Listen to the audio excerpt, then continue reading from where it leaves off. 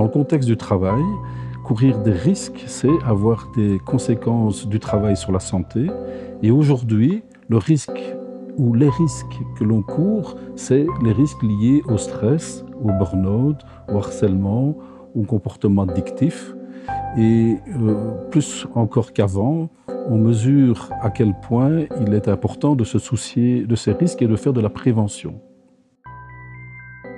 zijn twee kanten aan werk. Simpelweg gezegd, een goede kant en een slechte kant. De goede kant zijn hulpbronnen. De slechte kant is werkeisen. En de vraag is nu of u meer hulpbronnen dan wel werkeisen hebt in uw werk. Dus de logica is deze. Dus werkeisen, de slechte kanten van het werk, dat is nu precies wat die risico's inhoudt.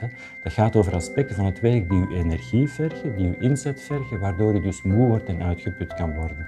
En daartegenover, en dat is heel belangrijk, staat de mate waarin dat uw werk ook hulpbronnen biedt, met name aspecten die u toelaten om uw doelen van uw werk te bereiken, om uw werk goed te doen en om die werkeisen tegen te gaan. En dat zijn de aspecten die u doen ontplooien, die u energie kunnen geven in uw werk. Dus het ene put u uit, het andere geeft u energie. En typische voorbeelden van hulpbronnen zijn autonomie, u kan zelf beslissen, inspraak, u mag mee bepalen wat er met u gebeurt, of sociale steun. En de kernvraag is dus, bevat uw werk meer hulpbronnen dan werkeisen?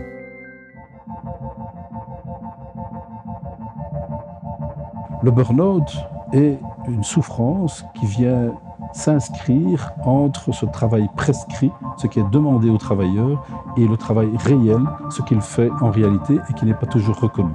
Vanzelfsprekend heeft het werk dat we doen, en dan vooral die werkeisen, die dingen die ons uitputten, hebben die enorme consequenties voor het welzijn van individuen, van groepen en van een samenleving.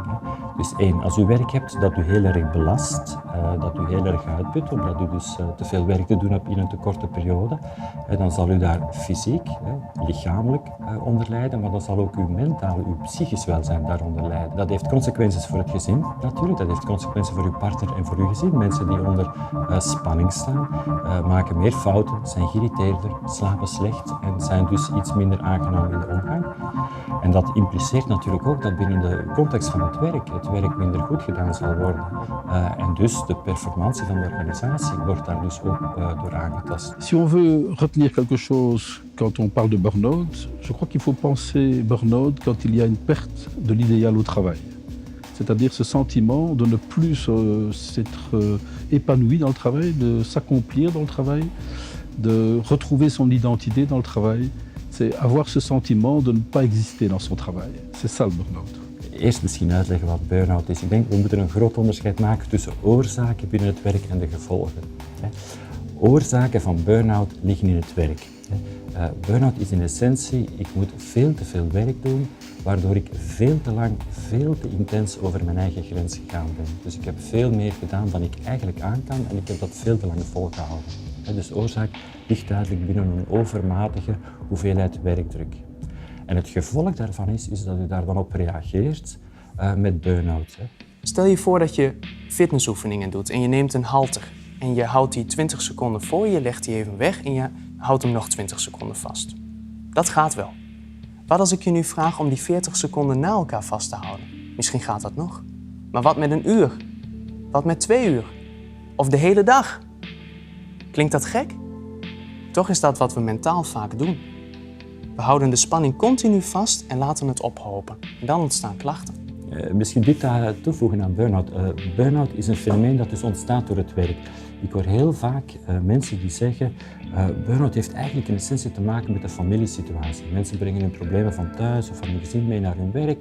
En in functie daarvan komen ze in het werk sterker onder druk te staan en ontwikkelt burn-out. Dus we weten uit onderzoek dat eigenlijk een beetje het omgekeerd waar is. Dus mensen brengen problemen van het werk mee naar thuis. In veel belangrijker mate dan omgekeerd.